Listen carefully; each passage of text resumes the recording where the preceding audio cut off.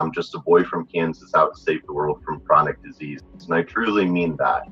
Nobody is in control of your health but you. I can't heal you. Your doctor can't heal you. You have to heal you. And it's all about having the education and empowerment to know what you need to be changing within yourself, within your life, to set your soul free and accomplish that best life that we all like to talk about. And I truly believe that the greatest medicine of all is to teach people how not to need it. I'm Brendan Vermeyer, the original Holistic Savage. Welcome to the Holistic Savage podcast.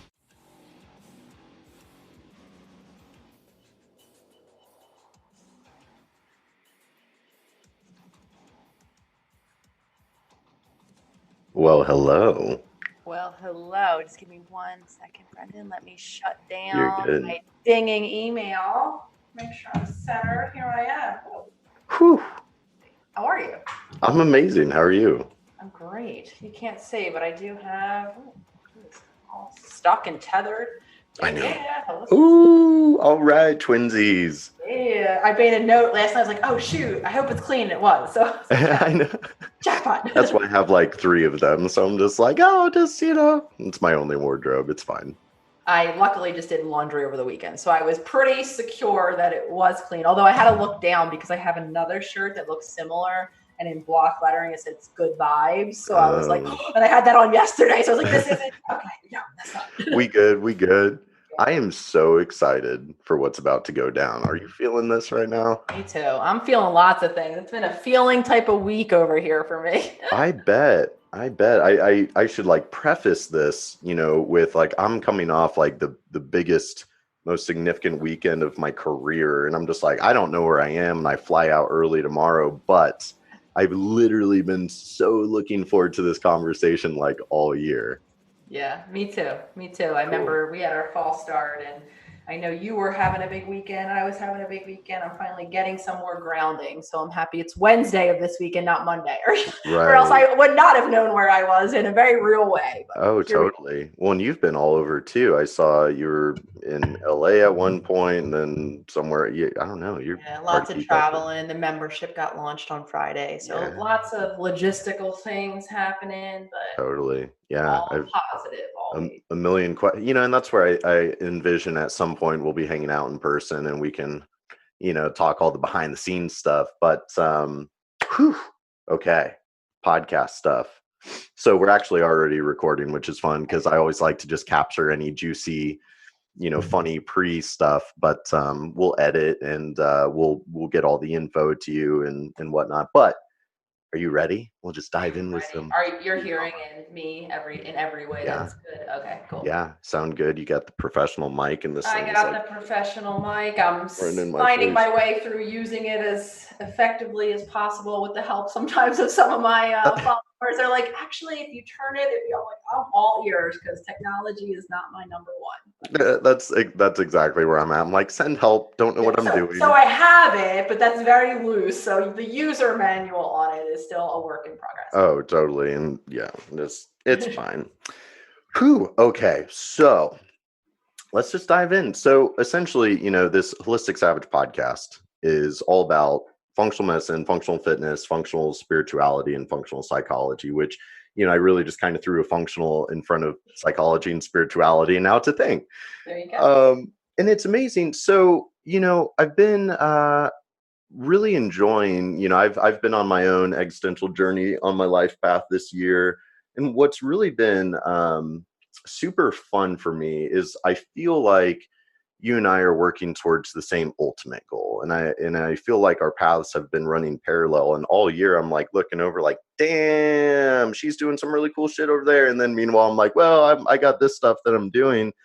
And so you've had a hell of a year. Like, let's just go ahead and kind of open with that where, I started following you maybe like a year and a half ago, and you're sitting at like 60,000 followers, and your content was just soul woking and riveting. And over the past year, you've gone from 60,000, you've gone viral, you've gone to 1 million followers, and I've been watching you continue to just pour out your heart and soul with this amazing content that has reached so many thousands upon thousands, now we can say millions of people. So I'd love to just kind of to start the convo, hear a little bit from your perspective on like what a year it's been and how it's been for you as you've just been doing your thing. Because like what I think, because I know from my perspective, I'm over here just doing me. And when you're focused on just doing your thing, but then all this crazy stuff is going on around you, it's kind of trippy. So I'd love to hear what that's been like for you, and we'll just dive in. Absolutely. When you said the millions, Brendan, I have to admit I had a visceral, very kind of chilling reaction because I think it's still really hard on a personal level as I'm doing my thing to wrap my head around Yeah. what the collectiveness aspect of it. But I say that because I think this leads into what has really been emblematic for me this year is I think that the viral nature that I agree with you. I had little expectation coming Yeah. on. When I last July it was when I decided to even take to social media. I had my own personal account and I had my private practice, so I had a little, mindful healing moniker up. I wasn't really using it though in any particular way. So when I decided to first come online, I had no real expectation except needs from my perspective, which were I think twofold, one personal and one professional. The personal was I was already well along in my dark night of the soul, physical health crisis, spiritual health, emotional health crisis, and my healing from it. So from a personal perspective, I was really lonely and isolated because within that journey, I started to look around to others around me, relationships that I had for years upon years at this point, and wasn't really seeing people outside of my partner, which I am ever grateful for even Mhm. having a person to share that sort of really deep emotional and Yeah. challenging at times experience with.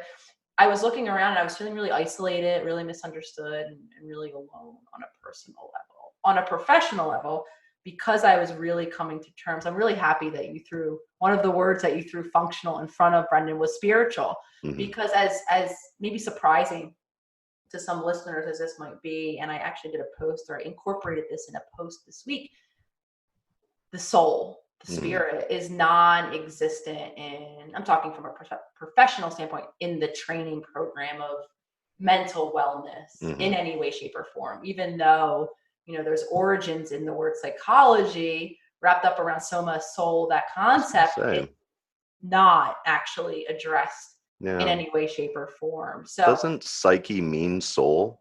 it sure does. So, which is interesting because it's very much the traditional model. And this is why I'm so motivated on a professional level to get this information out there to other Hmm. practitioners.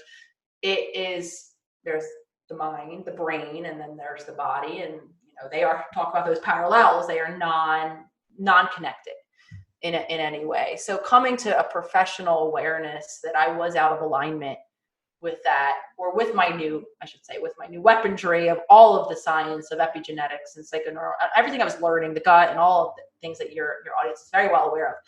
I had a very hard reckoning with my professional self, that I could not work.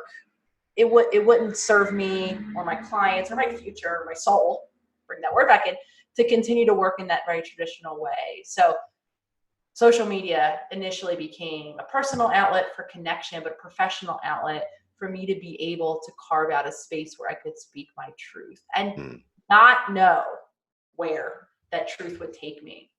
Uh, Very early on, I started to see the traction and the fact that people were overwhelmingly resonating. So I see that my viral growth of this past year really is a testament to where the collective is, their Hmm. readiness, their frustration maybe with older models. I think on a level, and why I'm so relatable is because I think I'm giving words to these very universal experiences, whether it's crises of physicality, crises of the soul, crises of emotionality that we're all experiencing. And you'll Hmm. always, Brendan, hear me talk or describe humans from our conception on this planet, however you think we get here. I use two adjectives very particularly, intuitive and adaptive. But I Hmm. think I'm speaking to that intuitive knowing that that the collective is waking up to on a very universal level. So while, yes, I show up every day, I put the content out, I show you or show the followers that I'm human and right Hmm. along with you and healing right along with you. I think it's a testament to, the fact that we're all in that same place. And it's been a whirlwind for me in a lot of ways. It's been very confirmatory Hmm. to my own inner knowing in a Yeah. lot of ways. And it's been incredibly supportive because in the professional sense, I had a lot of fear Yeah. going, speaking these new truths as I knew them, because I know universally, no mental health clinician is being, or to my knowing, if we're being taught some of it, not in my program was I, but maybe some program, it's not to this full knowing. And Hmm. I was concerned, I think about, or scared, just worried Yeah. about what my peers would think of these new messages, of not only the new, tools and science and concepts, but of the concept of the ability to self-heal, because I know Hmm. it's so against everything that most of us were taught. And again, overwhelmingly positive. I mean, I have therapists that are reaching out to me very directly, asking me, can I use your materials? And I have people contacting me. My therapist gave me your Instagram handle, and here I am. And I've been offering professional mentorship sessions because I think people are the therapist, the practitioner side of things, they're realizing that they're limited. They're feeling very much like I did, and they're very welcoming. So it's just been overwhelmingly supportive in all amazing ways. Man, it's been so fun. And it's really this self-healing movement and awakening. And I love how, because self-healing, it's the only way forward. And that's where, like, I had you on the FDN webinar earlier this year, because I look at it as like the whole theme of this podcast with the functional fitness, functional medicine, spirituality, psychology, and all that. um, we're in this kind of holistic awakening. And so certainly a lot of what you just said is exactly also what's going on in the functional medicine space. And that's where what I am seeing is this holistic movement is really kind of a generational thing as well. You know, with functional medicine, I was going to school full time while working full time as a trainer and nutritionist, and I knew like functional medicine is what I wanted to do. I knew I wanted to run lab testing and help people get healthy and reach optimal health and all that. But something I was literally just conversing about yesterday, and I say all the time, there's no such thing as a doctor of functional medicine, nor is there a doctor of holistic psychology, as far as I know. So that's where, when I was younger, I ended up dropping out of college, dropping out of school to expand my education that way. And then, these days I literally travel the nation lecturing to medical doctors, naturopaths, and all sorts of, progressive, forward thinking. Literally, there was at one of the conferences, it was more of a mental health and psychiatry. Every conference has a different theme: oncology, gastroenterology, mental health, etc. And so there are a lot of psychiatrists out there at the functional conferences talking about how the psychiatric model is just kind of dead and dying. But anyways, the point being, I think as we are all starting to kind of look at our reality through the holistic lens, and that's where, are you a fan of Joe Dispenza's work? Are you? Am I I a mean, fan? I feel silly Yeah. asking. No, no, absolutely. I think I could attribute him to my first introduction to the scientific reality Hmm. behind some of these more, I think the collective word woo-woo concepts Yeah. of, manifestation and the power of the mind intuitively. And that's actually, interestingly enough, what brought me into the field. I intuitively was always going to be, I think, similar to you, a psychologist, Hmm. not necessarily, well, yes, I'm a considerate person, I like to help people. But I think when you ask most other practitioners, or at least a significant majority, they want to go into health. Hmm. Mine was always this fascination with the mind and how powerful, and wanting to really understand humans in that more psychological way. But that's what drew me into it.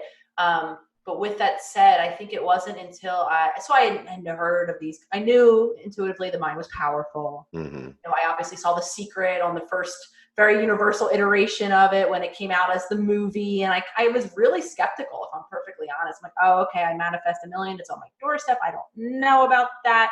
So it wasn't until I met Dr. Joe's work that Hmm. I saw, I was introduced to quantum physics Yeah.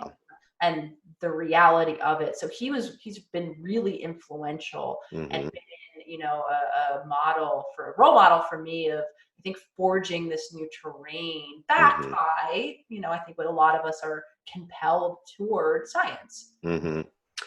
Exactly. And, it's like for me, my journey really started, a decade ago with, it was more of an obsession with fitness. And then that turned into an obsession with metabolic science and then functional medicine.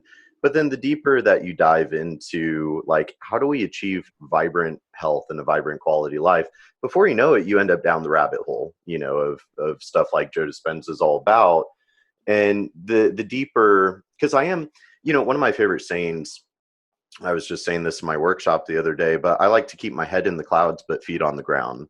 And maybe that's just me wanting to be taller than 5'8". I don't know.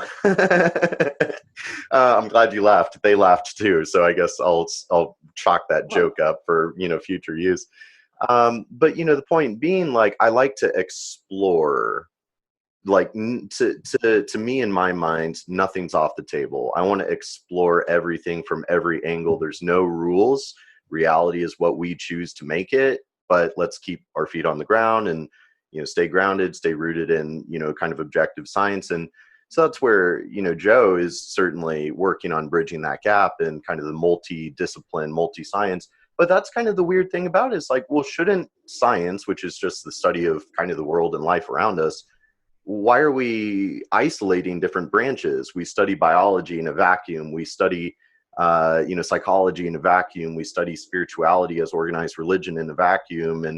And so that's where, one of my favorite little lines, everybody used to say thoughts become things.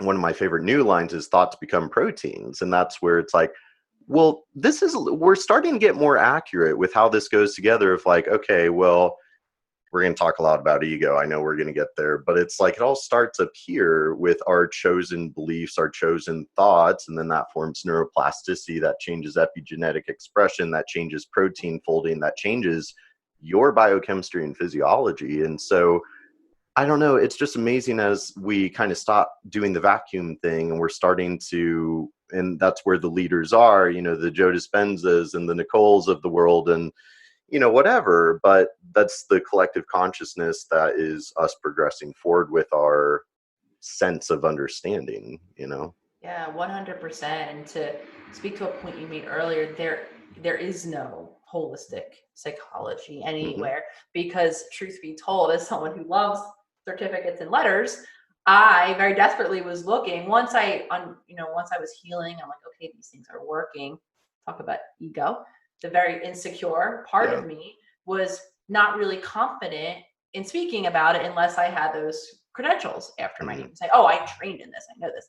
So I looked around desperately, Brendan, and I was like, where are these? Okay, maybe it wasn't my program I went to, but there has to be a program out there that's talking this language, that's marrying, to speak to your point, the whole of us, the interconnectedness, and even maybe speaking about the soul. I know that there is a very good spiritual psychology program out in California somewhere. I'm Hmm. blanking on where it is, but nothing, I don't believe it, no program as far as I could see it was really integrating all three of the parts, the mind, the body in particular. Hmm. That's largely left out. So at that point, I had to walk through that fear and say, okay, well, again, so while I have twofold mission, I think, on my time on this, journeying about Earth, and one of them is to continue to empower humans. And something I want to say about this, because I think what inspires me the most is, while I always knew, maybe kind of conceptually, theoretically, like I was saying earlier, that the mind is ever powerful and Hmm. can do anything, I never lived that experience. Yeah. I lived under much more of limiting beliefs, whether it was my biology, the genetics that I was granted or not granted. I was very much containing myself in my box of possibilities. So Mm-hmm. while like it was a theoretical concept, and I'd read the books about people who, generated healing with thought alone, Mm-hmm. the reality that it does, I love that impacts protein, but I didn't live that until I began to fully embrace all of these tools. So now I don't think that anything teaches beyond wisdom, the wisdom of life experience.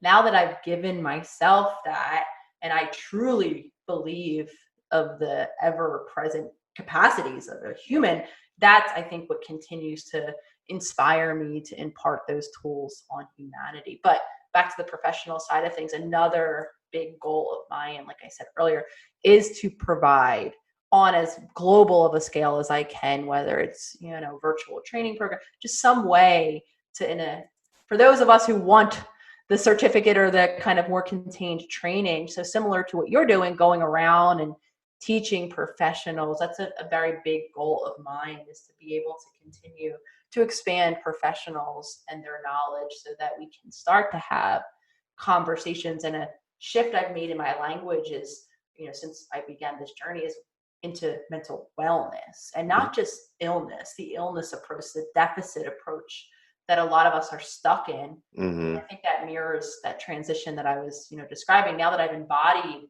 because I thought I was stuck in that illness category. I'm someone Yeah. who ticked the boxes of anxiety, of panic disorder, and again, I thought my conversation was management. There was Mm-hmm. only some range of life that I would be able to experience, and I would never get wellness. But now that I've lived that experience, I very intentionally do believe, use that word of mental wellness, and do Mm-hmm. believe similarly to you that needs to be a topic of conversation. We're not just talking about managing illness, Right. anymore. It is possible for all humans to talk about actually achieving wellness. Mm-hmm. Yeah, it's and it's this is good segue too, because it's all about the reframe. And something I think when I was a little bit more early in my journey and awakening, if you will, and maybe a little bit, I don't know, existentially immature or something, because I think as you start thinking on things and you kind of start pulling that thread, um, it's easy. It's the ego reaction to kind of get like butthurt over, it's like, oh, I've realized that thing that my parents did, that was the trauma and that really screwed me over. And, the initial reaction is like anger or, with the system. So like in the functional medicine space, at first when you get into functional medicine, it's very easy to kind of be like, well, screw big pharma and conventional medicine. What a stupid you get that way. But then the deeper you get into it, it's like, okay, well, no, like it shouldn't have ever become this, big pharma running the world and this, multi-trillion-dollar industry. And now, you watch TV and it's like, okay, here's your sugary orange juice. Here's the next medication that you should ask your doctor about that might kill you while we, and and then the very next commercial is, hey, if you have been diagnosed with lymphoma and were exposed to glyphosate, you may be entitled to compensation. Like that's the world we're living in today. And I think everybody's just, sick of it and they're craving something that feels authentic and real. And it's all about the reframe of, so like with functional medicine, I was lecturing at this oncology conference like a couple weeks ago somewhere in Seattle. And at first it's like it was such a humbling experience because it's like, wait a second, how does a 27-year-old dude without a college degree from Kansas, what does he have to teach 300 medical doctors about cancer treatment? But then actually, like, it was a pretty damn good lecture. And I was, and I thought about that and I was like, well, I was talking to somebody last night and I'm just like, okay, well, but here's the thing. Here's the difference is, I'm not a medical doctor. I don't study disease and I don't study disease treatment with pharmaceuticals and surgery. I study health. I study human health. and I study what disrupts human health. And that's everything. So, I mean, that lecture was showing the connection between basically microbial imbalances, toxins, and how that fuels the inflammation and oxidative stress that fuels cancer growth. But it's not just that too, because, zooming out, it's not like, even though my professional niche is, mold, microbes, methylation, bugs, and detox and all that shit. But it's so much more, because that's where we see the interconnectedness of all things. We need the spiritual work. We need the psychological. We need nobody talks about fitness in functional medicine. It blows my mind. There's not enough fitness in functional medicine, and there's not enough functional medicine in fitness. And then meanwhile, psychology and spirituality are their own camps. I'm like, guys, we need all the things, Yeah.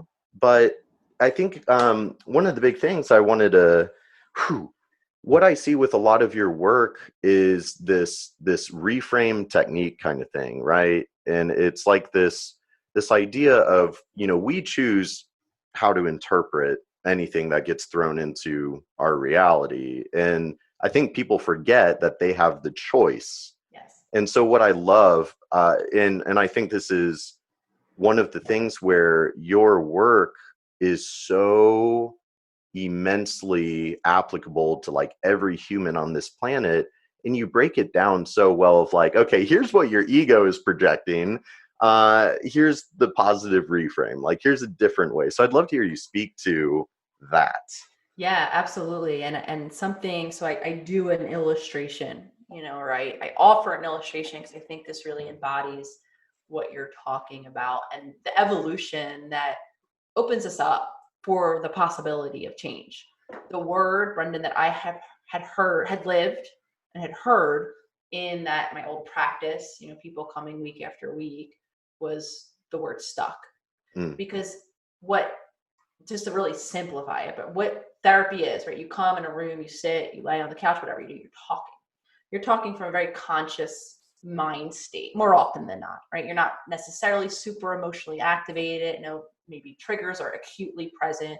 So you're in your conscious mind. So you can have incredible awareness and insight. So I will always simplify the process of change. I think that's what a lot of us are here to do, whether it's in functional world or in psychological world, or really on the planet in general. But 2 steps: awareness or consciousness, right? Second step being, so we have to have the understanding, we have to be in that conscious mind state, or else we're living in that subconscious part of our mind. Again, back to school just for 1 second. Yeah. Never mentioned, never once was this world, the subconscious part of our mind, what's happening back there, how it's running the show 95% of our day. Never once was that touched upon, right? So consciousness, and then second step is change. You have to start to execute new behaviors, new thoughts, etc. Right? So it doesn't come one without the other. So back to the therapy experience or the traditional model, or even general life. I can have an insight, right? So I can say, okay, this pattern doesn't work. When this thing happens in my life, I want to do X, Y, or Z differently. I can have a great 50-minute conversation even with my old patients about that. What happens then in real life are 2 things. I'm in autopilot, so I'm actually not consciously making new choices. So my autopilot, that subconscious part of my mind, we're very habitual beings, creatures. Oh, totally. Whether it's our daily behaviors, our thoughts, and then the emotions, speaking, I think, to your zone of expertise, how they affect our bodies, right? Very patterned, very habitual. So I'm living in autopilot, repeating my past. I think that's kind of Joe Dispenza does a great job talking about that, how we just become that walking, being of our past and not of our future. And or when I'm emotionally, when those deeper traumas or wounds are touched, I'm definitely then reacting from that deeper emotional place, which brings me why I'm stuck. Great, insightful conversation this Tuesday. Next Tuesday comes in, I have the awareness, I know exactly what I'm going to do differently. I've lived on autopilot, I've become emotionally triggered. I get the same report from my clients, and I lived it myself the next week where I did that same thing again that I didn't want to do. So the illustration that I offer to people, to speak to your point, that we are a walking, I call it a filter. We're filtering our world. We are an active participant. So what we believe to be true, we have no reason but to believe this because we've experienced this one version, which is very simply, thing happens out there. I feel some kind of way. I do reactively some kind of habitual thing. I always do when I feel that kind of way. Living that life, as far as I see it, and I've lived it, very understandably makes me feel I'm reacting to the world I am. That's exactly what happened in that chain of events. That thing made me feel, and then I did this thing, right? So very disempowering. I'm a victim in a sense to everything around me because I'm a reaction. Right. Usually a repeated reaction from my past. So I'm getting the same result and the same result. I'm frustrated and I'm angry with everyone and everything around me. When we begin to practice consciousness or the ability to observe, what I'm most interested in is our internal world, those internal filters. What we come to realize, as uncomfortable, I think, as this realization is for a lot of us, the reality we're living is, same example, that thing happens. I've run it through, I call it a filter. I run it through a filter. I've interpreted it. I've placed a meaning on it. I've drawn up some past experience that's somewhat similar.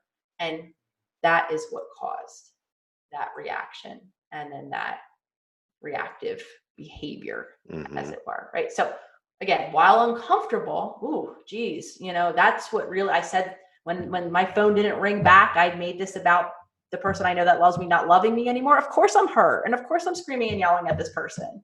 At least now I become a participant. It can be the reframe I like to offer here is always toward one of empowerment. So now I can, I know where maybe that filter came from, and that's a hard knowledge to carry. I wish it weren't the case. However, knowing that I've played a part, or my mental world has played a part, at least now inserts me into the equation for change moving forward. So I'm happy you kind of segued into that, because I think that's a really empowering reframe that I like to offer to people. Of course, then, Brendan, the practice of that self-observation is a practice. You have to take commitment. We have to be aware, first and foremost, that we're having thoughts all day long and that they are coloring our experience all day long, right? And then we have to practice in real time. This all comes with practice, watching those thoughts, seeing those filters, understanding now and creating that space where I don't have to react in that old way, because I can choose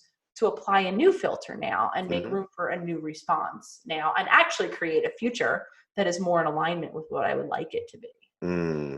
Boom. That was amazing. And you just took a lot. Like, I think about how much work and time and energy it took for me to kind of learn some of that on my own. And so the fact that you have been able to dissect that and break it down into, I mean, the way you broke that down from a model standpoint is brilliant, because I liked a lot of what you said as far as, you almost kind of have to challenge people with, like, are you choosing to remain a victim of your domestication and kind of subconscious patterns and behaviors that you're not, because it's like, oh, the lesson keeps showing up until you learn the lesson, and so but also it's like the right teacher appears when you're ready to learn the lesson. I don't know, you could get into a lot of stuff with that,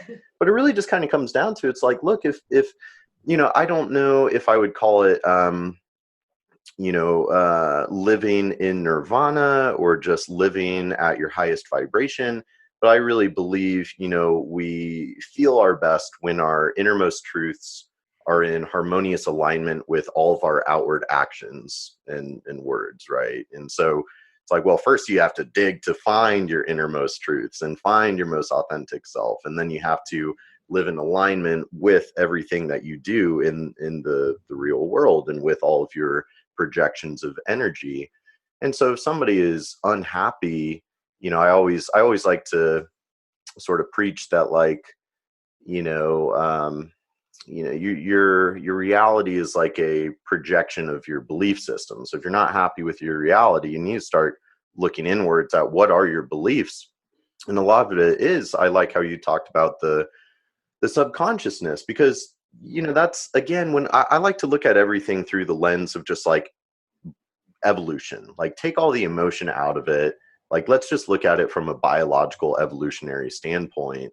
And that's where I really look at, like, ego as sort of this primordial mechanism that is just part of us and ingrained into us. And it's kind of this self-serving, self-defense mechanism of, our ego is supposed to react. It's supposed to be self-interested. That's, oh, I'm a caveman in that dark, scary forest. I'm going to make assumptions and projections of that dark, scary forest might be painful. It might be dangerous. Like I might not, but in today's world, of modern society, it's such a trap of ego seduction, and it makes it very blurry.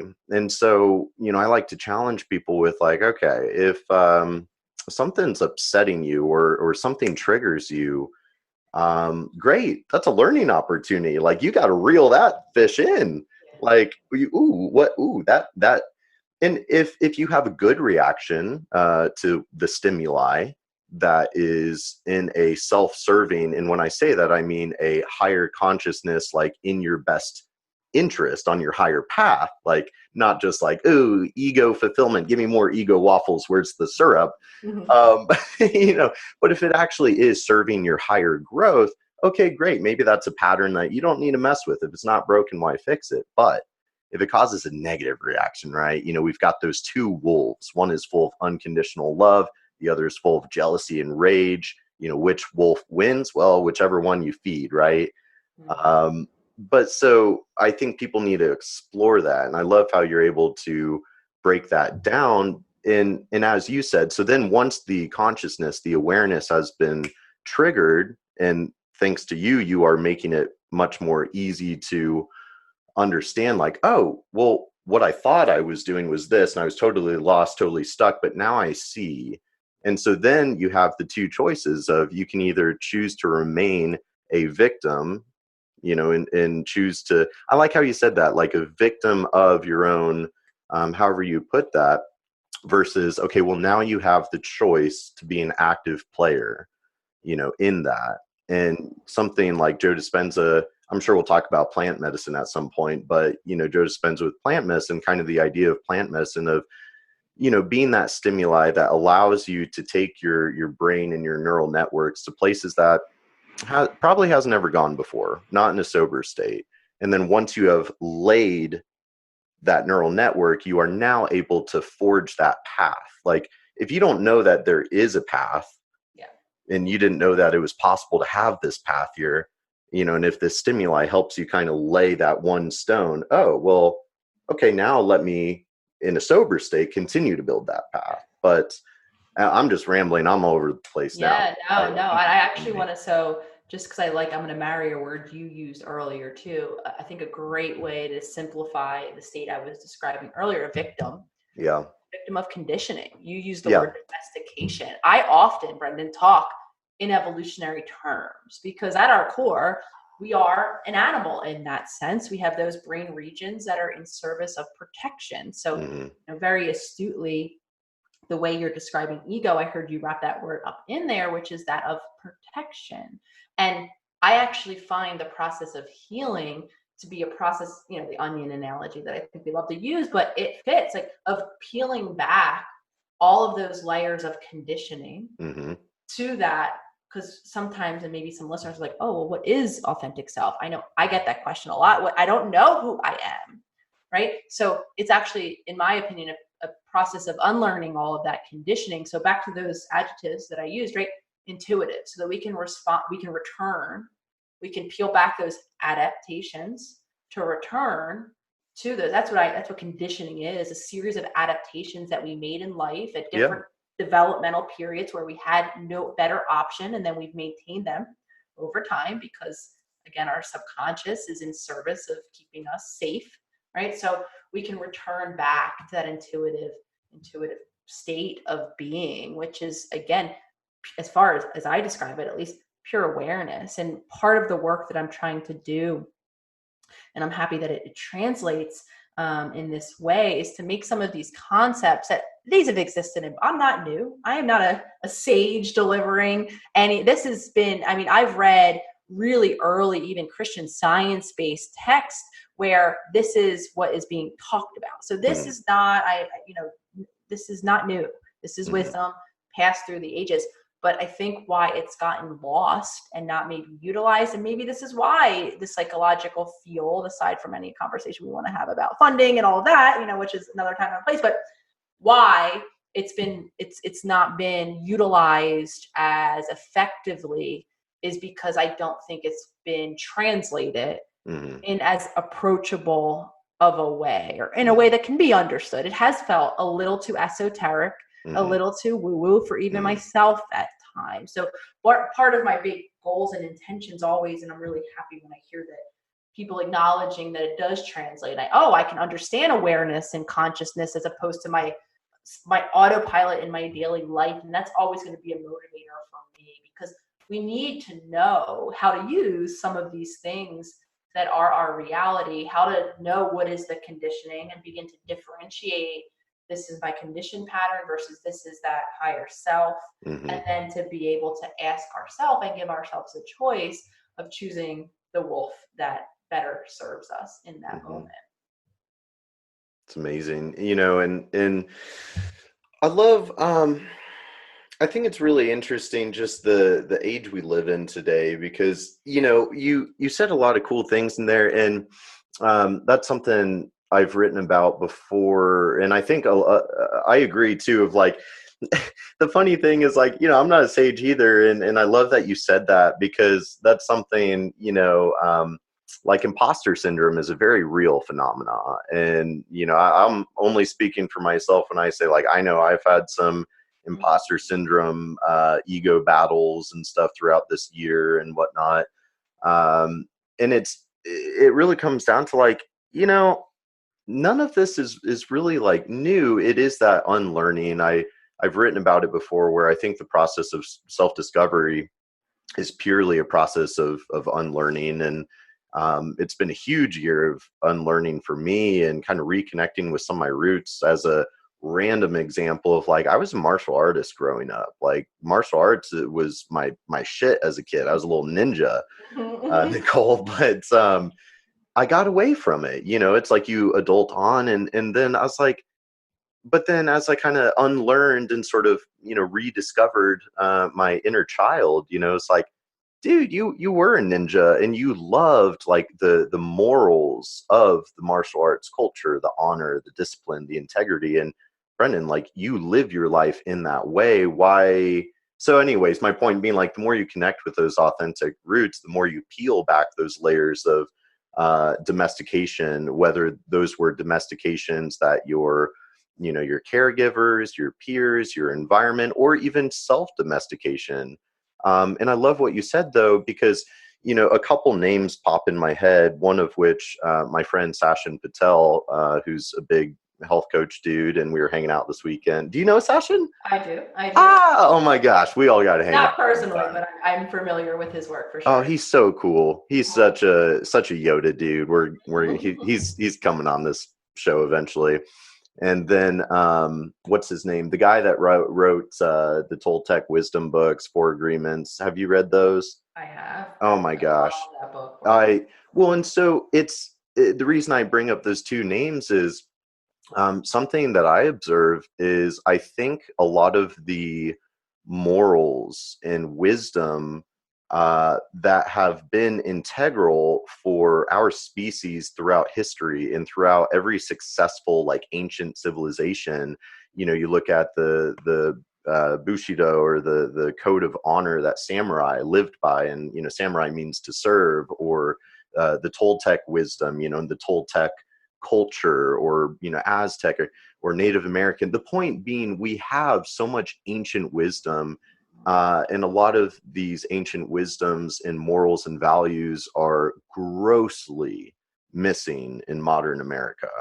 And so I think, and I really do kind of blame the technology jump, where just this past weekend, I learned that, I think it was like, psychological burnout is like a condition that is starting.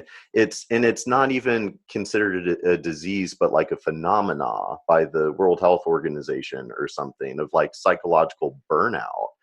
And that's where I think we're also in this kind of weird age, where you just look at how much life for the human species has changed in the past like 50 years, because Right. you How know quick. it's 2020, so 100 years ago was like the Great Depression, and look at just how different reality is. And I got my first cell phone when I was 15. It was flip phone, T9 texting. So hi, Dr. Nicole would have taken Yeah. me all day. Yeah.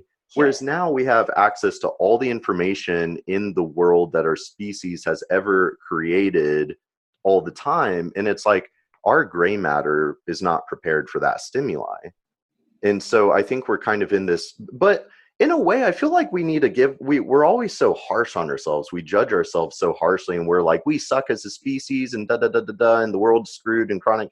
But it's like at the same time, though, I really feel like things have gone wrong just in the past 50 years. And I feel like we're already kind of going, whoa, whoa, guys, the chemicals in the environment, the deforestation, the chronic disease epidemic, the suicide at an all-time high, and loneliness is a predictive all-cause mortality indice validated by plenty of research. And purpose is a validated indice of A thing. longevity. Yeah, so it's just like, it's insane. And that's where I think there is kind of this movement of reawakening of like, whoa, we lost ourselves. And I think now everybody's trying to find themselves again. And Yeah. with this radical acceptance, right? I think about, gay acceptance and transgender and all of this stuff, because we live in this world where the world is now telling everybody, you're allowed to be whatever you want and we will accept you. That's the message. But then all the while, everybody's struggling of like, well, so my point being, in a world where you can be anything, you can identify as whatever you want, you theoretically will be accepted. So then what should you be? And my thought is like, like the best version of your most authentic self, question mark. Yeah. Yeah. Well, I think the word that kept popping up as I was listening to you talk, Brendan, was choice. This Yeah. I talk about in terms of technology too, because I do agree. I believe we've set up a system of dichotomies in a lot of ways, Yeah. right? So, technology is bad, right? The social media world is bad. I don't think anything is so black and white. I think Right. it really comes down to choice, right? So I agree with you. I pat humans and humanity and the evolution on the back all of the time. We have a never ending, as far as I see it, array of choices now, whether it's what we do, how quickly we do it, where we live, what we eat, right? What information we consume, Mm-hmm. when, how much information, when we're right. We have endless choice. Really, back to that idea of participant in reality, we are gifted with getting to make those choices each and every moment. So just because it's there, I mean, again, I've been able to pivot my life, essentially, my professional life. I've been able to heal myself. Let me back it up. Even before I got to be a new professional in this new way of being, I got to heal myself because of the endless amount of information that was available to me. Right. So I really think it comes down to choice that we're Mm-hmm. making, how we're using, how we're consuming, just because it's there. And I get this question a lot too when people villainize it, right? Oh, things Mm-hmm. are getting worse because my response is always the same, though this might be unpopular to hear, which is now it's endlessly available. Like I said, so now I can pick up my phone and compare myself to a trillion Instagram accounts. That doesn't mean that I've just become an individual who compares myself to others. I was comparing myself to Sally down the block. I just had a much less smaller Mm-hmm. population around which to compare myself. I didn't become this didn't bring out a new aspect of me. I was doing that all along. I was doing that with magazine. Again, maybe it wasn't as endlessly available or prolific. Mm-hmm. Now it is matter of extreme Yeah. degree, I should say, right? But again, if I'm the person who is always looking, at the people that look better than me or have a better life than me, I was doing that, like I said, in the magazine aisle. I was doing that in the grocery store. I was doing that. So acknowledging the truth that, okay, I compare myself to other people. Now I have to arm myself with choice, with whether or not I need to put limits, possibly boundaries around Mm-hmm. my own usage then of things like social media or of the endlessly available content. But I agree with you because I think, and a lot of people talk about, this mismatch. I live in a city. I'm sure you just heard the truck that just drove by in my city living apartment, right? So we're not geared, whether we're talking about information or living on top of people in cities, we are getting farther and farther, I think, from our evolutionary roots. However, we're getting more and more aware and possibly Mm-hmm. more and more connected to those roots to allow ourselves to make more and more informed decisions Mm-hmm. toward Absolutely. our highest self. Right. And that's kind of the thing, and certainly I'm not here for the whole, if there are people that are not evolutionary minded, this might be not be the podcast for them, but just evolution's still going on. Like Darwinism is still in full effect. It's just a little bit more messy and complicated. We live in skyscrapers and in this virtual reality, and it's cool. Like I was just watching, what was that movie, like Ready Player One? I was watching on the plane the other day, and just it's kind of it speaks to that phenomena that's going on in our world. But you said it. It's that inherent divine power of choice, and to make an active choice, to be that active player in your own world walk. You've got to be aware, and you've got to be conscious, and you've got to be present. And so in that movie, the Ready Player One, and so they're all living in this virtual reality with their goggles on, and there was a joke in there that I thought was so funny because it was the consumerism of like, oh well, you can put this many pop-up ads into their display before inducing seizure, and it like I was dying laughing because they were really just joking about, because that is it. Like I think we need, to incorporate into the school system, like how to responsibly consume technology. When you've got a two-year-old, and this is a very new phenomena. I mean, again, 15 years old, first cell phone, and now we're here, and now a 2-year-old can work an iPad better than me. Yeah. And it's like, this is an adjunct to our brain. We have this amazing gray matter that's just capable of so much, and then we have this very, very powerful high-speed tool, so it's going to amplify. But ultimately it is our choice, and the farther we get away from our natural roots, it seems like the unhappier and sicker that we get. So I guess my hope, my vision, because I hate to say it, it brings me no pleasure, but it is something I say relatively frequently. But unfortunately, our species is parasitic to this planet. If we look at it from a biological standpoint, if you look at the definition of parasite that we created, it's like, yeah, we fit that definition on this planet. My hope is we can get to the point where we live symbiotically, and we're proliferating as a species, but in a harmonious, a symbiotic way with Earth. But we got a lot of work to do, Nicole. Well, I think to speak to that work, and this is, I think, tying a couple of concepts kind of that we're talking about, which is, I believe that the authentic self of humans, so we want to talk holistic, mind, body, and soul, we're also holistically connected to nature. Yeah. Right? So returning to life in alignment, something we were talking about earlier on, right? I believe that as more and more of us return to life in alignment, we're going to start to make the choices that are also in alignment, which are going to bring us back to living, not to sound cliche, kumbaya, hippie, but universally in love, in connection and in harmony with not only other humans, but with all of the species on the planet. I think the choices that are resulting in the parasitic nature, to use your language, of humanity are choices that are out of alignment with our core being. And I believe that we share this universally as human. I think that we all have that at our center.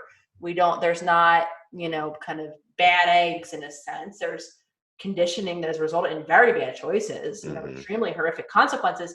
But I think that our return to that alignment in all areas, the mind, body, and soul, will bring us back into Hmm. that more communion with the planet, with global, kind of people, places, humanity, bugs, everything really. So I think that that's a testament of who we are at our core as humans. Hmm.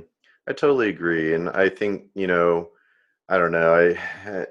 It'd be interesting to have some conversations with, climate, scientists that study climate change and all of that. Of like, what is the timeline that we're looking at here? Of like, when is it going to be like Blade Runner, where the whole planet is just like a desert and we're fighting, or like what was that movie from the '80s, like Waterworld or something like that? It's, I'm ready for that. Terminator. It's not like we haven't seen it coming, whatever that is. But I think you're so right. I think at the core of our soul stuff, we are connected to the natural world around us. We're connected to the universe. And that's where I really like, I was reading Joe Dispenza's book the other day and talking about, okay, when you get a lot of energetically compatible humans in, which you did this, which I just experienced this at the FDN conference this past weekend, but then you did it yourself with your group meditations that you've done throughout this year, where when you get energetically compatible individuals together, it has this amplifying energetic effect that, per Joe's claims and work, okay, well then theoretically, like that energy that gets manifested as the collective vibration, resonates, well then it has positive influences on like the economy or the health of the planet. And maybe that's a little too woo woo for some people, like, oh yeah, people get together and it creates energy that heals the planet. But it's like, okay, whether that's in a literal way, a quantum physics way, a metaphorical way, I don't care what way you have to frame it to accept it, but how could it not be true? Yeah. You know what I mean? Yeah. I don't know if it was Dr. Joe or another book I read. I don't want to misquote. Some book I read was referencing, and I was so struck by this, it speaks to this point, was referencing a loose study. Obviously, nothing, kind of approved in IBR, but a loose study where they had a whole bunch of meditators, excuse me. And the goal was at one particular time in one particular area, people didn't know each other. Their task essentially was, and again, I could be getting some of the details wrong, but the gist of it was the task was to meditate at the same time. And the group was large enough to speak that they were able to track. They probably only did like one indice, of course, because this wasn't a huge study, but where they were able to track, that negative, I don't remember if it was crime or some sort of petty Mm, crime reports for that time in that area dropped enough mm-hmm, that they documented mm-hmm, that to be the case. So again, now you have that, I think, really global effect of you don't even have to be the human mm-hmm, that's engaging in the vibrationally elevating act of meditation. But it really does, again, because of the quantum field, we are all energetically connected. It can even affect things happening outside. So mm-hmm, when I read that, I forget which book it exactly was in or the particular details of it, but really, really struck me. mm-hmm, And I agree with you. I love how you worded that. However, you have to reframe it to metabolize it in some way, mm-hmm, right? mm-hmm, It's incredibly empowering to do, and incredibly, because I want to say this as well, because I see a dichotomy happening in the way we're viewing, the conversation we're having, the evolution of humanity and the planet and the world. And it saddens me when people get so stuck, not outside of the conversation about social media and technology and the negative effect it's having in general. I get so sad when I see, well, yes, I'm not going to disagree that, climate and all of this stuff, that's real, right? I'm not going to, it makes me sad when I see people so stuck in this things are going bad, totally trajectory, because I can make just as much of an argument that with this collective awakening, things are also going really good. And mm-hmm, the beauty, and I think part of our evolution process as a human is to make space mm-hmm, for, more than just a duality, more than just the black and white, where it could be, this is poor choices that are collectively being made. here are some amazing choices that are collectively being made. And then there's all in between happening all at the same time. Exactly. I like that because sometimes especially this past year, because we're always evolving on our path, and that's where you're constantly having to kind of reevaluate, like, why do I think what I think? How do I know what I think I know? Why do I choose to spend all my time thinking about this? Because I know for me, like, sometimes I get too focused on the, oh geez, chronic disease epidemic, and how quickly we're killing the planet, you know and it keeps me up at night. It gets me out of bed, and I'm trying to live my truth and spread my message to, help facilitate. But that's exactly it, is also being conscious of, like, well, there's a lot of good going on too. There's a lot of good stuff. And I think we were referring to, like, the exact same little experiment done there. And I was listening to, I'm sure you'll dig this, kind of speaking of the quantum physics stuff. I think it was a podcast. I think it was Aubrey Marx's podcast, and he had whoever it was on there, some kind of quantum physics, plant medicine dude. But they were talking about this experiment, and I don't know any of the terminology, so it's going to be botched. But the essence of it is like, okay, so laboratory scientists, quantum physicists, and they've got this, like, particle cannon, and they're shooting particles at some kind of object, and it measures the particle activity, right? So basically, what they saw was the particles, the quantum physics particles, changed their behavior in the presence of human observation versus no humans around to observe. So then all of a sudden we open up this can of worms to say our presence, our very being here, changes quantum physics reality as we know. And it's just like, oh God. Do you see smoke coming out of my ears? Because I mean, wrapping your head around that, but that's it. I've read very similarly, and it's incredibly mind blowing to simplify what I feel, what I kind of experience when I read things like that. Yeah, I don't even know where to begin with that, because then it's like, well, Brennan, it sure sounds like you create your own reality. So what reality do you want to build? Yeah, absolutely. Powerful stuff. Powerful stuff. So, Dr. Nicole, you started this membership thing. I'm very curious what this membership thing is that I've been seeing on your story.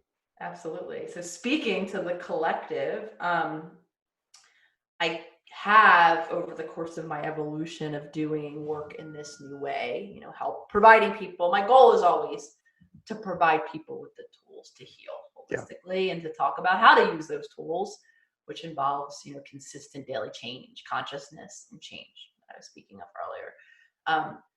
I was doing so just something kind of as a background, when I went online, when I started talking about these tools, I've always kind of promised to myself that I was always going to put all of it out there. There was never going to be, some secret toolkit that only if you knew me or paid to work with me would I, share those with you. Because excuse my French, but this shit is hard. So I want to equip everyone around the planet with the tools to heal. I don't feel proprietary over this. I want to spread that out. So that is what I started to do on my Instagram. And then I started to work individually with people, again, just really supporting them on a more individual basis in using the same tools that I was talking about more globally. And as I started to evolve the work, back to that thing I was talking about earlier, one of my motivators of going on and connecting was connecting with humans and starting to not only speak my truth in alignment with my professional self, but speak my personal healing truth too, because I am walking this journey alongside of my entire community and humanity at this point. And it's incredibly lonely, and it was incredibly isolating. And I didn't feel like, outside of my partner, which I'm ever grateful that I have her, I did not feel like I had people in alignment with me. So a motivator for me was to connect with other humans, struggling in the same way that I was struggling, to simplify it, and healing in the same way that I was healing, and maybe dealing with the reality of being misunderstood from, by the other relationships that I had carried with me through different versions of myself and my own evolution. So going on, and so all of the while I had this nagging sense while I was working with individuals one-on-one that I was missing, the biggest piece of what makes us a very social species, which is the community aspect. And Yes. while I'm ever grateful for the squares of Instagram, and I've always made a promise to my followers that even though I am doing membership now and that is existing in the world, I'm never going to stop doing and putting these tools out to humanity at scale the way Yeah. that I am. But I understand the limitations of, I speak about different concepts each day when I'm posting. Right. I get a little square and I can't really, kind of direct on that scale a healing journey. So Right. the way I, kind of was coming through, I was like, I've always been, as a therapist, which is funny, in the field, in the practitioner side of things, groups are very divisive.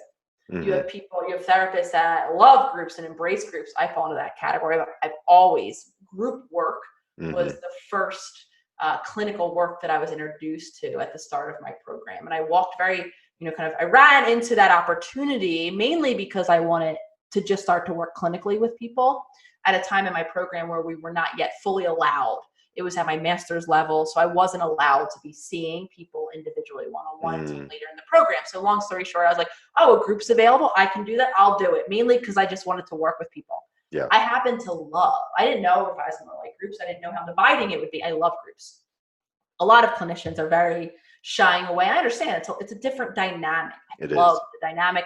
Part of developing the community of Instagram that I was so interested in fostering was so attractive to me because I like fostering groups and communities in that sense. So when I started to realize I wanted to put something out into the world that not only could be open to many more people than my just time would allow in my life with those one-on-ones. I mean, at some point it was ridiculous, the wait list that I had accumulated. I just can't service the people that I want to service, but I also know that I'm not fully servicing them with the whole of the experience of being human, because the community aspect was left out. So what I had come up with was, a membership-based model where it's a much smaller community than, it's even less than 1% at this point of the community of the million or so followers, right? So it's a place where I'm mirroring the exact same healing journey that I took my individual clients through, meaning we're going to focus in one area each month. Each month, we're going to talk about a topic of healing. It's going to get repetitive as hell. We're just going to work on one thing, in that topic each month. I've gotten some experts. I've connected with amazing practitioners, through the vehicle of social media that are willing to come in and do different guest topics each month.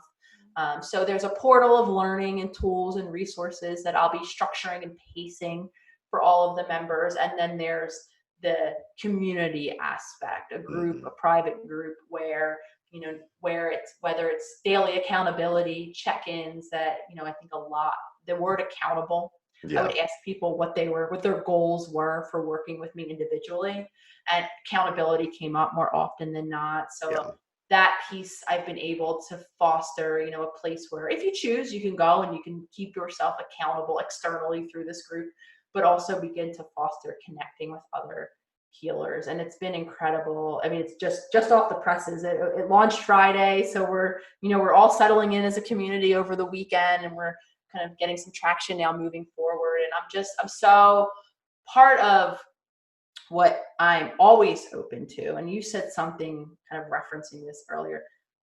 Things are changing. We're evolving. We're learning new science. So never will you ever hear me say that I'm an expert on. Never will you hear me say that I'm set in, this is my theory and this is what it'll always stay. I am open to continuing to evolve. So similarly, in terms of the community, the membership, I just want to continue to make it to be something that it's virtual, but the connections I've made virtually have been everything to me. I mean, this is why I'm speaking to you.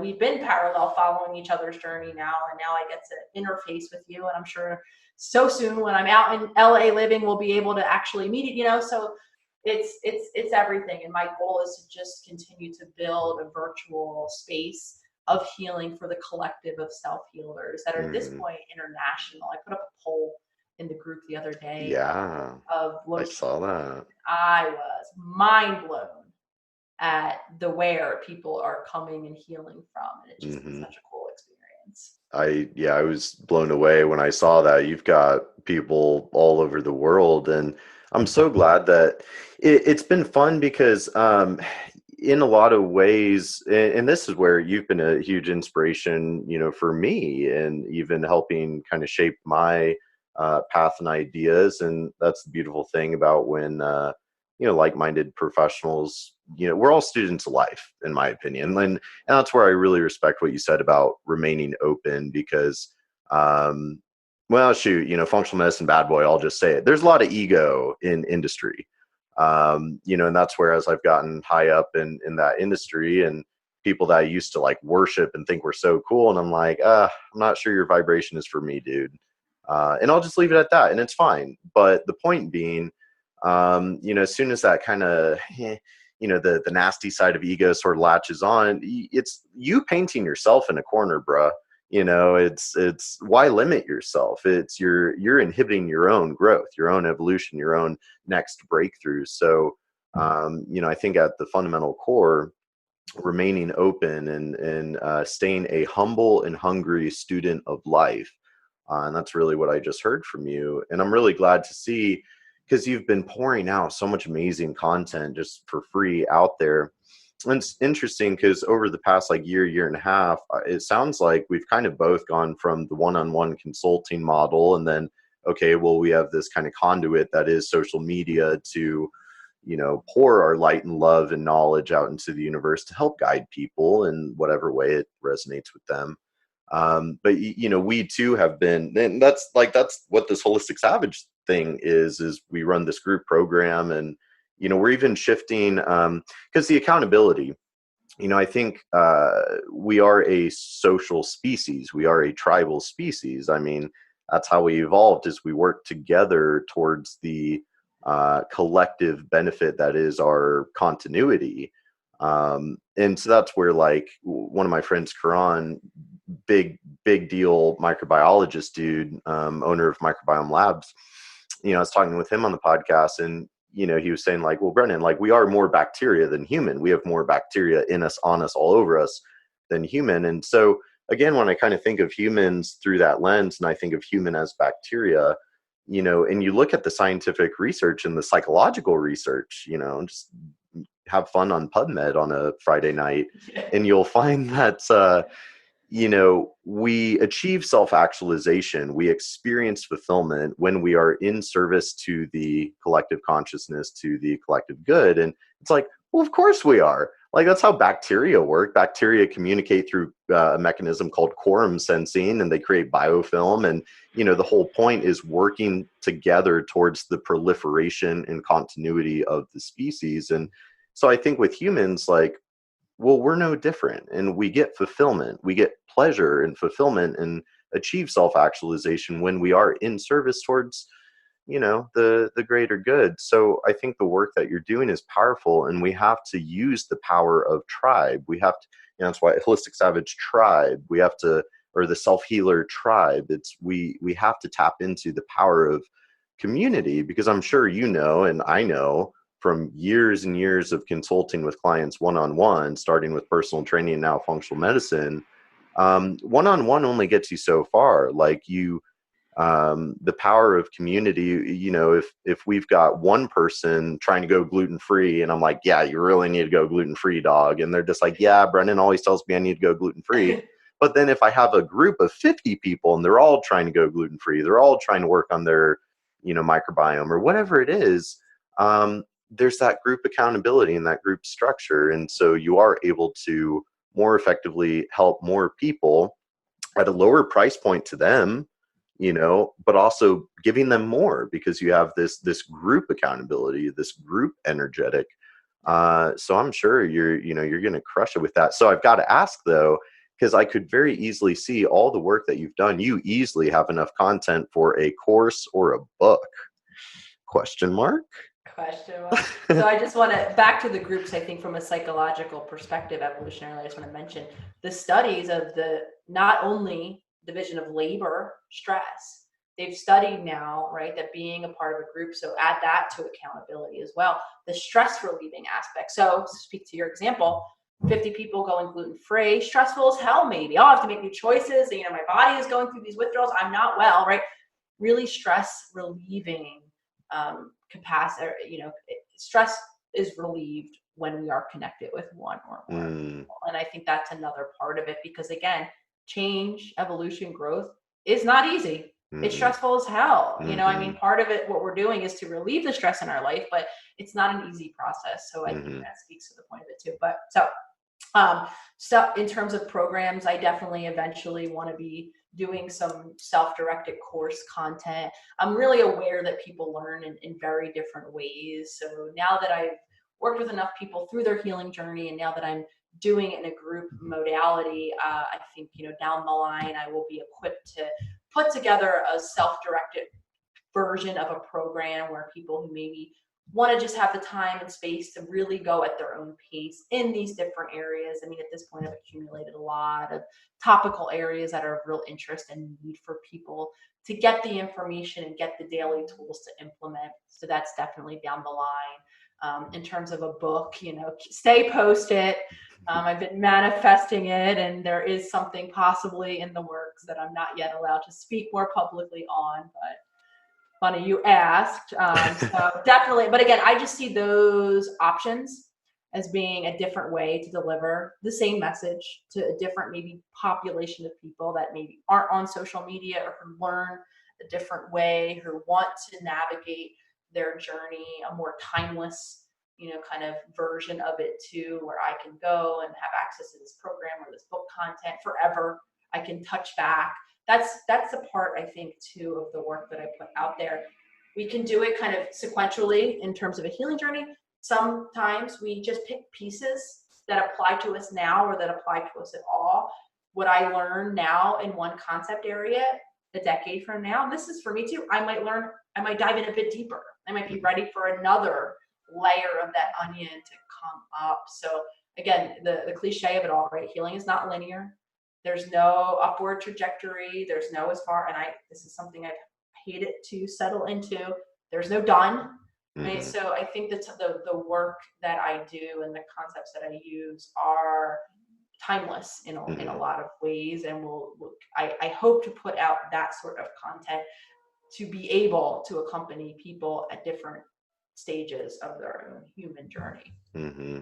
I love hearing that. I mean, uh, I just, from my own experience of like, I was putting out all this content and I was like, oh, let's make a course. So then I made a course and we released a course. And then now I'm writing a book, and it's just like, so, and I was like, I know you've got all the stuff, and, I'm going to just go ahead and call myself your number one fan. But, I think, a question that popped up, and you mentioned that, and I loved what you said about like with the group program, and being able to, meet people where they're at, right? And that's just such a crucial concept. That's working with clients 101. Meet them where they're at, right?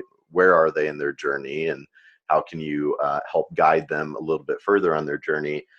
And I like what you said about with the membership and in the program, they can kind of pace themselves. And because literally right before that, I had written down here, the pace of self-healing, something that I have started observing on my own earth walk over the past couple of years is, once you, whatever it is, and I might ask you what your big aha awakening moment thing stimuli was, but like once you kind of have that thing in that moment, you start waking up a little bit, all of a sudden, it's like it's almost like you think you see everything, and it's just like, oh geez, I have so much work to do, I have so much to explore. And being the spastic man child that I am, I'm not good at pacing myself. I'm just like full speed in all directions. So I wanted to ask you, what advice you have to the masses on how do you pace that self-healing? Because as you said, yes, the point of healing and self-healing and doing that work is to heal, but it's just like an infection or a musculoskeletal injury. There's going to be the inflammation process and the remodeling process of those tissues. It is a stressful and demanding and energy sucking process. It's hard. And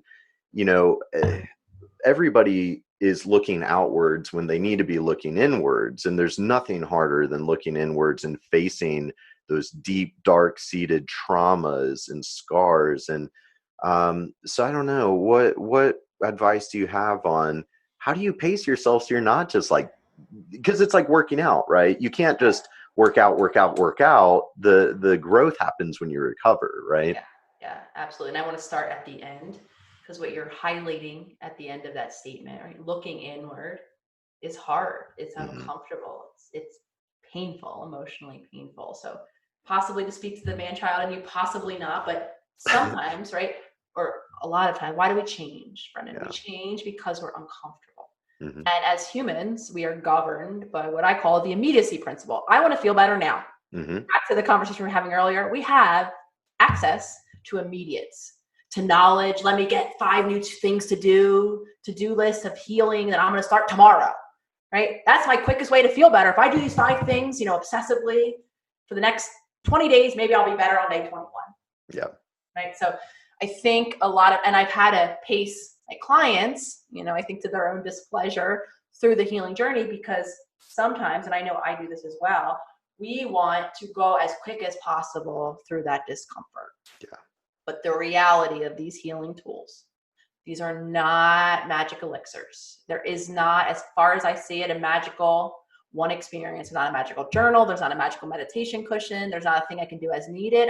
Just to wrap, not to go too far deep in it. There's not a magical plant medicine trip or ayahuasca I can go do one time, right? As far as I see, there's not a magical retreat weekend that's going to change my life if I don't take that reframe, take that insight, take those tools, and live them consistently daily. Hmm. So the thing I always say with this mode of healing and living in a lot of ways is consistency is what we're looking for. So Hmm. with that said, the way that I have had successful habit creation in my own life and in my clients' lives is through keeping those, I call them the small daily promises, Hmm. keeping those expectations of the new things that we're going to do as small as possible, as manageable as possible, because back to this subconscious area of the brain that is so important, it does not like change. Hmm. It likes the familiar. Hmm. Right. So and this is why change is universally hard for people to either initiate and or maintain. So if you're someone, so for instance, my partner, I couldn't have picked a more opposite partner in so many ways. So we joke, our joke now is she, I think, sounds to be like you. She is very, kind of educates herself. Once she knows, okay, I'm going to do this new thing different. I mean, it starts, Brendan, tomorrow. She's off to the races. And I joke because I'm a turtle. I don't know. I want to try it on for size. Do I like it? And I'm definitely not going to do it on your time. I'm going to do it on my time. So if it's tomorrow for you, it might be next week, because I don't like to be told Yeah. when to do the things, right? So our joke always is I'm always, dipping my toe in, and she's always off to these races. However, off to the races is great as long as it's, maintainable Hmm. over time. So Hmm. setting up the expectation, because even if you're able to initiate change quickly, keeping that change 3 weeks in, 3 months in, 3 years in, that's what we're really looking to create. So Hmm. the universal suggestion I have given to my clients historically, and I give essentially to anyone out there looking to create change, almost set the bar laughable, almost set it, and don't then resist the urge to diminish or invalidate that small promise that you kept to yourself, or the one small thing you did now tomorrow. Do one small thing tomorrow, the next day, the next day, the next day, the next day, until that gets some traction, and then do another small thing, or do that one small thing for a little bit longer, Hmm. because we're really looking to maintain these habits. We're looking Yeah. for that lifestyle change. And what I've come to observe in myself and others, sometimes too much too quick, because change already stresses our brain, creates overwhelm to even begin. So before we Hmm. even get started, I work with a lot of clients in my membership too, who a 5-item to-do list is so looming, is so overwhelming, that I'm not even going to do one. I'm going to Hmm. say F it and do Hmm. none. Right. So not only does it make the first initiation of something new a little bit more approachable, but then it becomes a bit more maintainable over time. But that might mean, to wrap this all back together, that we're sitting in discomfort for a little longer than we'd like. Hmm. Not always a bad thing, because we're allowing maybe these age old emotions that have been stored, or maybe we're letting some stuff up and out that could only allow us to evolve even further into the physical and mental wellness in the future. Hmm. Man, you said so many amazing things. And, I think something I've reflected on is how I really feel like a lot of our sense of suffering kind of comes from when we are resisting, right? When I think we need to surrender a little bit more and we need to get comfortable with being uncomfortable, right? We live in this instant gratification. You can have whatever you want right now. You can order something on Amazon and it'll be here in 2 minutes They're out front, actually, from a not in the drone. door. Yeah, a drone will fly in your window here in 3 minutes, or Put itself together and massage my back at the same time. totally, totally. Or, you have whatever, disease thing wrong with you. Here, pop this pill, it'll all be fine. Like that is the model of consumerism, is you can have it all right now. And I think that's something that's always drawn me to health. Even when I was a kid, as early as like fifth grade, that I became aware of, like, I cared more about nutrition and exercise. And because I saw, and that's where we could get into a whole neurochemistry thing too, of kind of the dopamine reward network versus serotonin and delayed gratification and kind of everything in between. And it's like, well, yeah, like the most satisfying gratification is delayed. You've got to earn it, and health is a very honest process. And so, what you said is, it comes down to that behavior modification, and to change our daily behaviors. It is that consistent practice. Like, my very first nutrition program I ever took was Precision Nutrition, and they're huge now. It's like the number one nutrition certification in the world. And their level 2 program that I did was all psychology. And, their whole model that has made, their brand kind of the leaders of nutrition coaching, is based on behavior modification with like one thing a week. Their whole thing is one thing a week. You focus on one, and, but then what I found over the years of consulting with so many people is, sometimes it's hard because there's so many things that need to be changed. I mean, I think about some of my clients with their protocols of, like, oh, you've got mold toxicity and Hashimoto's, and you don't work out, and you're eating gluten all day, and you don't sleep well, and you've got the Wi-Fi router in your room. There's like 8 things that, like, we need to change right now. And then you have to kind of start doing that coaching of, like, okay, well, there's the big kahuna versus the low-hanging fruit. And that's their terminology, not mine. But the point being, like, okay, you reel in a big kahuna, it's very strenuous, it's a lot of work, but damn, homie, you're about to eat real good for like a week. But it's not always realistic to reel in that big kahuna. So sometimes if you're kind of tired, you might just need to pick a little low-hanging fruit. Like, hey, I don't need to change everything overnight. I need to, create those consistent behaviors. So and but that's where it comes back to, like, you need help. We all need help in that journey. We can't do it alone. So we need the tribe. We need that guidance from our spirit animal. Dr. Nicole, I think you might just be my spirit animal. Maybe that's what's going on here. But Oh, stop. I appreciate you said, but in all seriousness, I agree with you with that. And I think this piece of flow, going with it, accepting, if you want to use that word to describe it, it's a balance, right? It's a balance too with connecting with ourselves. Because as much as you'll hear me, I talk about, I use a term called mental resistance. So back what I was just offering, change is hard. Our mind, our body are going to resist change because it desires the familiar, desires what it is predictable, again, in an effort evolutionarily to keep us safe, right? So change is going to be hard. So while you'll always hear me say, empower yourself, go beyond your mind. If my mind's telling me all the reasons not to sit and meditate for 5 minutes, so get on that meditation cushion and do it anyway. You're empowering that consciousness.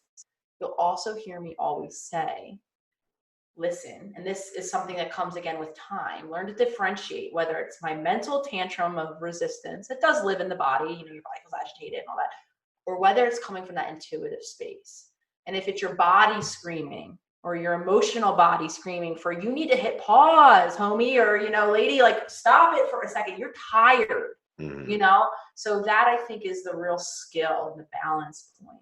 So to speak to your point about the low hanging fruit, learning to accept, if today and tomorrow, it's all about those low baby changes or no change at all because I am just fatigued and exhausted, then learning to sit in that choice, because what happens then is we beat ourselves up for Hmm. those choices as well. So it's a dance, I think, is the way I'm describing it, hearing myself talk of finding, differentiating, when is this my mind tantruming and this is the moment I should make the choice to get beyond that resistance and do the thing, whatever the thing might be. Anyway, and when is it coming from that deeper, more intuitively knowing place where I just need to hit the pause for my own physical, emotional, and spiritual best interest, and then learning how to actually hit that pause in a way that actually allows our body in those moments to recalibrate. Because I know for me, once I learned to differentiate, I would have the mental dialogue, right? The morning I did not go to the gym, even though I hadn't been to the gym in enough days, as of recent, I really should be at the gym. If my body was screaming out, I'm tired and I need to go to the gym,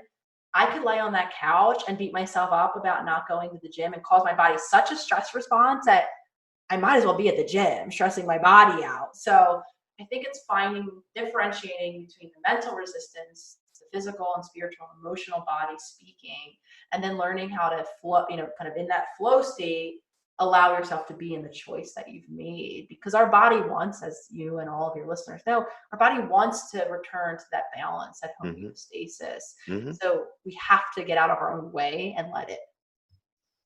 Absolutely. I like how you said that with a homeostasis, and that's kind of the beautiful thing about the human organism is it is all specific adaptation to imposed demand. It's, that's personal training 101 is like, what is fitness? It's specific adaptation to imposed demand. You stretch this, it gets better at being in that lengthened position. You flex this, it gets stronger. And so I think if we kind of look at everything about the human organism, including our cellular and cellular health through this lens of specific adaptation to imposed demand, and I think if we look at kind of the psychological, psycho-emotional, spiritual, self-healing journey, I think it really is perfect to kind of compare it to working out of like, well, yeah, is that hard workout what your body really needs that day? And you do have to distinguish. And that's the hard thing where you've got to be really in tune with your biofeedback and your body. And that's something, because yeah, man, 5 years ago, I was that guy. Like I never missed a workout. I kicked my own ass all the time. Whereas like this year, I have worked out less this year than any other year for the past like 18 years. But I feel much healthier and better than I ever really have. And it's because I am getting better at practicing that. No, I think I need a rest today. I don't think that's what my body needs, but you also have to be brutally honest with yourself. But I think if people approach the psycho-emotional self-healing journey and let me consistently practice these habits to change my behaviors, to change that neuroplasticity neural network, but kind of doing it in so this concept, I can't believe I haven't said this thus far, but like a huge part of my mantra with like the Holistic Savage Challenge and stuff is how when most people think about, I need to get healthy, I need to get in shape, they're like, yo, I need a gym membership, I need to start deprivational dieting, and I need to start kicking my own ass in the gym. And the whole process is then being fueled out of this sense of self-loathing. The whole process is motivated and fueled by, I'm unhappy with self and I'm trying to do something about it. And so then I hurt myself more with hard exercise and deprivational dieting. And so I'm trying to kind of flip that whole paradigm around of like, all right, well, let's fuel the whole process out of unconditional self-love and loving yourself enough to do what's necessary to be your best, which means taking care of yourself and loving yourself, which doesn't mean counting the calories and trying to cut the calories down, which doesn't mean kicking your own ass in the gym. It's doing the right behaviors that are going to nourish your mind, body, and soul consistently. And so that's where I think unconditional love is really its own practice. Would you agree? Yeah, I totally agree. And I want to introduce another concept because when you were talking earlier about listening to self, something else, so back to that intuitive nature that I believe we all come here prepackaged with. As far as I say it, one of two things happens on our journey. We become disconnected from that intuition that we can't, it's speaking per se, but it's so muted. I lived this. because I've lived a history, a conditioned pattern Yeah. of protection, of dissociation, meaning I spent very little time in my human body, in my human vessel. I was, kind of somewhere protected off in my psyche because of a very emotionally overwhelming feeling childhood with limited emotional support. So my protection was, I call it my spaceship very endearingly. It's since been retired. I used to go away, but I was very, speaking to me, you would not really fully know. Maybe if you were attuned, you would not maybe feel my full physical presence, but I was very much existing in life very successfully even. So one of two things, we become disconnected like I had. So initial part of my journey was reconnecting, coming back into my body, my human form, my emotional centers, so disconnect or distrustful. So a lot of us, and this is a very deeper conversation that I won't go into, but we, because of, again, conditions, circumstance, context in which we were born and experiences that we had endured usually starting in childhood, right, accumulate over time, we become distrustful of ourself and of our intuition. So even if we hear it speaking, we don't trust what it's saying. So again, another part of the journey, I believe, is, so this wraps in with self-love too. The term I use is self-betrayal, that most of us have developed a conditioned pattern of self-betrayal for different reasons, because we've witnessed and been modeled acts of self-betrayal. So we just, kind of very much model, our choices after that. We develop a habit of self-betrayal after a history of intending to change, and because very much, right, change is hard, like I said earlier, we don't maintain it. So I don't trust myself to make changes.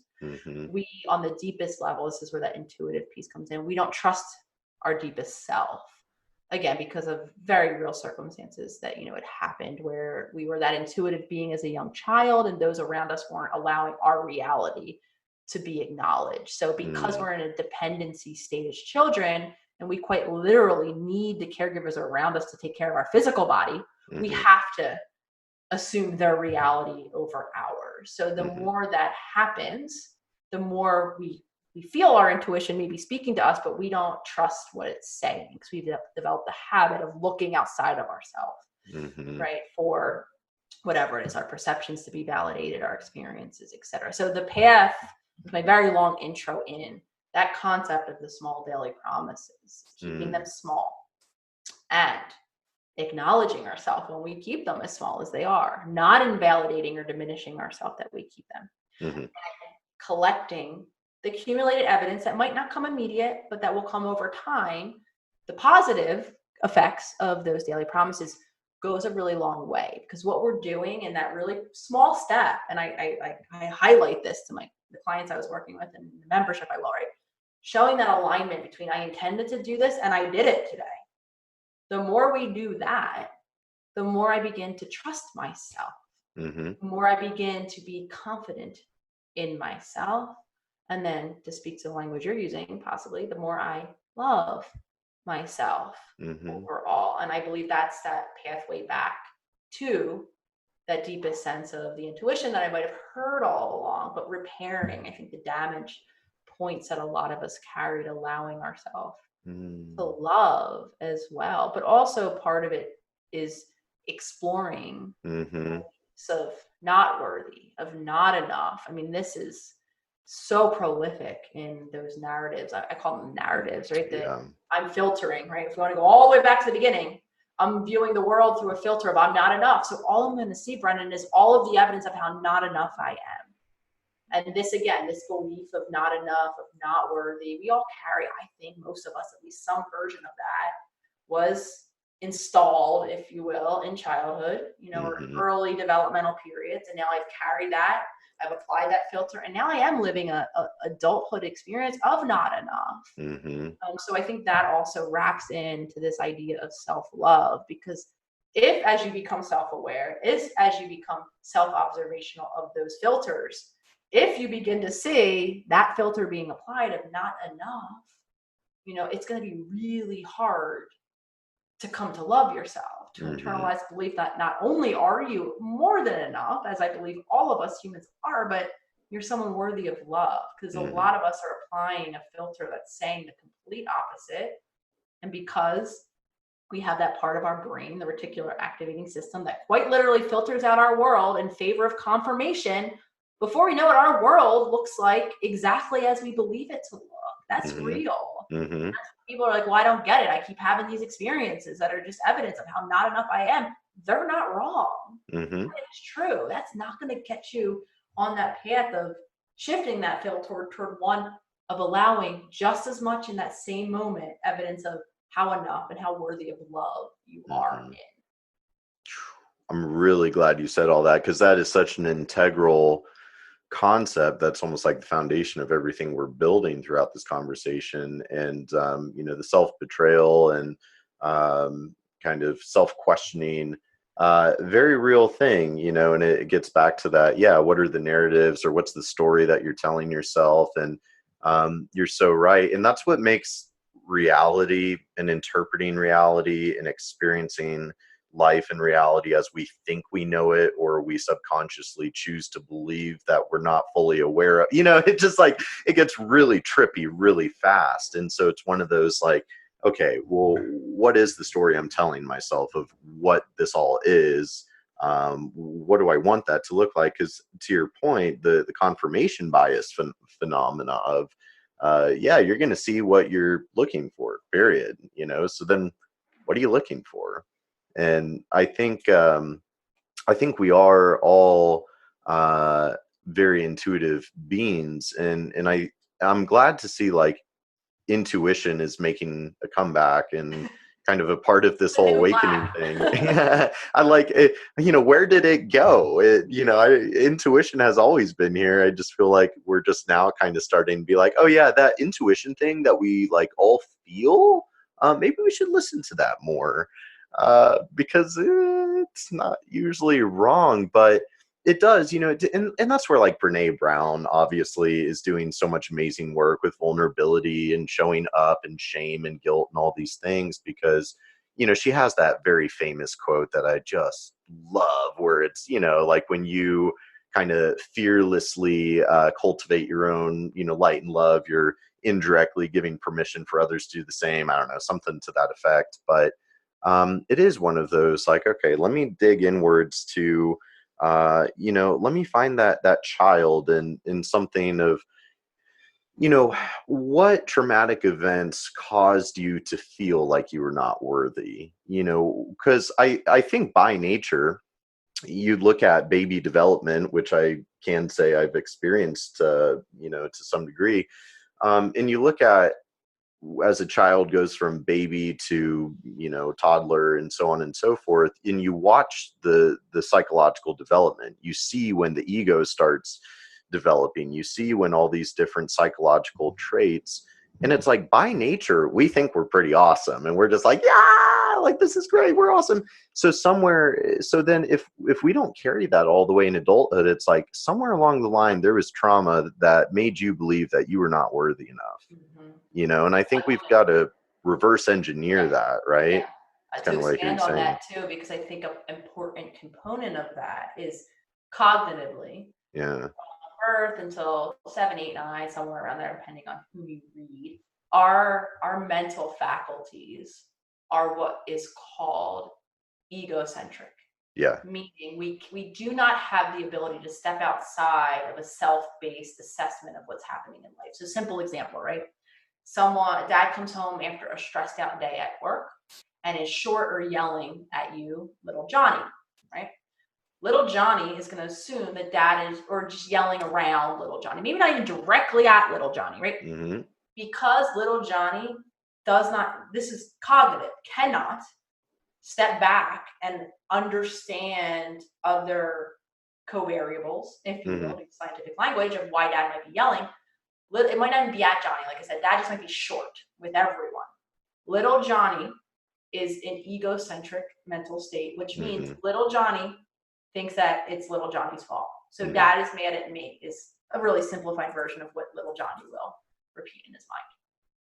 So part of that, how we erode that self-love and that which I agree with you. I think we all really do come prepackaged with love and gratitude and appreciation for who we are as a person. But because cognitively we do not get until we're in adolescence and adulthood, even when we can understand dynamics and work and stress and why dad might come home upset and it might not have anything to do with me, right? The more consistently those things happen, divorce is a really big one. When Mm, there are adults even that are, have had caregivers divorce at that age period, there's a recess of their mind that believes that they were a cause of their, even if nothing was directly, said, that they were part of the reason, if not the reason why mom and dad are no longer together. So mhm, that's real. And I point that out a lot, because the more that happens, the more consistently then that is offered to us in our world, the more we solidify that into a belief. So now we become an adult that, unless we're conscious and shift out of that, I call it depersonalizing. We tend to either have that core belief that I'm not worthy, or I'm not lovable, I'm not good enough, I'm not worth sticking around for. We carry that into our relationships. We also tend to, especially when our egos are being triggered, exist in that very egocentric state where mhm, we see, your shortness on text as having to do with me, mhm, unless we step outside of our emotional reaction, right? And say, okay, well, maybe, why is Janet short? Maybe Janet mhm, has something going on in Janet's life that has nothing to do with me. Yeah, maybe she could have talked to me differently, but she didn't. Right. So I think that's a really, but I highlight that because when those traumas, big T, little t, happen at those developmental periods, we have no ability to see any other reality than it was us. And that, I believe, is where we begin to foster that belief that we're less than, mhm. not worthy, Totally. And whatever. you know, David Goggins is a very interesting fellow, and since I joined the Navy after high school for the SEAL program, I'm pretty familiar with a lot of the big name SEAL dudes, and Goggins, super fascinating dude. Joe Rogan podcast and his book and all, You Can't Hurt Me and all that, and just amazing human, amazing story. And I like what he says in regards to uh, just kind of the for lack of a better word, mind fuck that is coming into the world in reality, because none of us have any psychological he takes it maybe a little bit extreme, shall we say, with like because he's all about training the mind to be as tough as SEAL training on the body, and he kind of describes life as psychological warfare that we have zero training to be prepared for when we come into this world. Now, is that questionably cynical or harsh or I mean, the dude's a soldier, so it is what it is. But nonetheless, like there is some truth that kind of resonates from that, of kind of this psychological battle that is coming into the world and is coming into adulthood and navigating our reality and life and world around us, that we don't have any preparation or training for. And so yeah, I think it's kind of really interesting. I love how you're able to break down what is a lot of complexity and a lot of stuff swirling around in our head, and you're so effectively able to break down like, okay, well, here's what's happening. I love what you said about the egocentric child, of they don't know how to not be that. And that's where it made me think of the four agreements again, because what are the four agreements? Like, always be impeccable with your word, like speak your truth and don't do anything that's out of alignment with that and project that out there. Don't make assumptions, right? What people are projecting onto you has nothing to do with you and everything to do with them. Don't take things personally, because again, it has nothing to do with you, and always do your best. And it's like, damn, homie, I think if we can live by those four things, we're doing all right. Yeah, yeah, I could not agree more. And I Yeah. think I am, the way my brain has always worked, which is why I think I've been so successful in school, in the scholastic institutions that I've been a whole hell of a lot in.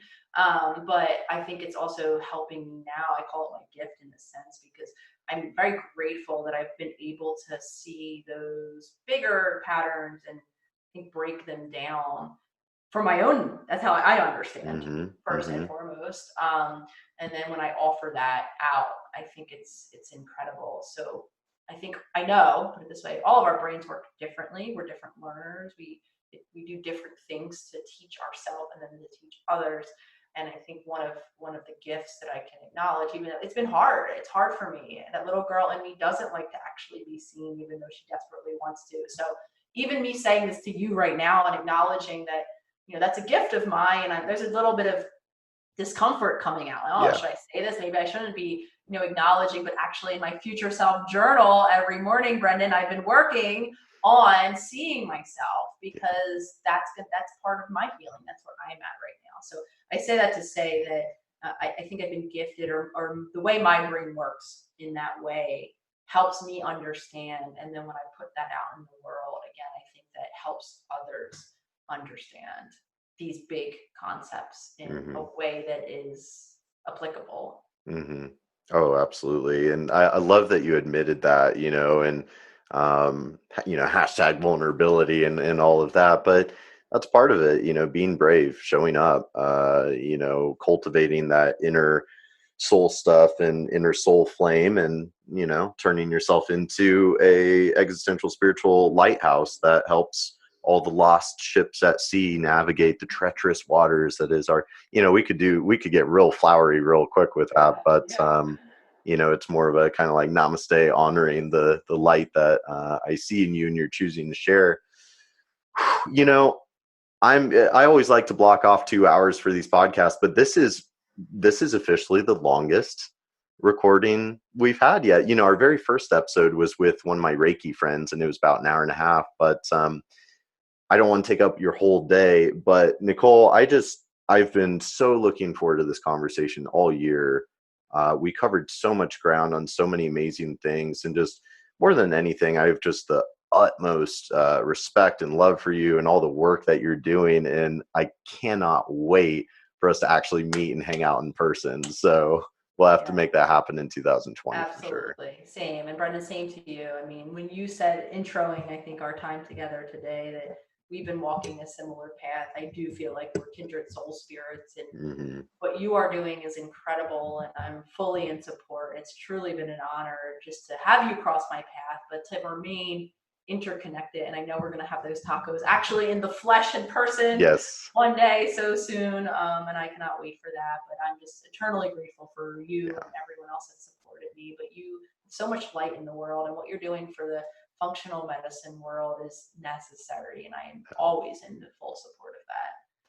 Well, it's going to take all of it, and it's going to take all of us, so that's where I look at as like, hey, let's continue walking this parallel journey, and using our energy together to do something amazing, and really share some light and love with the world. So I'll let you go about the rest of your day. Such an honor. I'll let you know when we have the Yes, recording ready to rock and all of that. But thank you again, and of course. I'll look forward to talking to you soon, my It's friend. my pleasure. Of course. Thank you. Thank you. Have a beautiful day.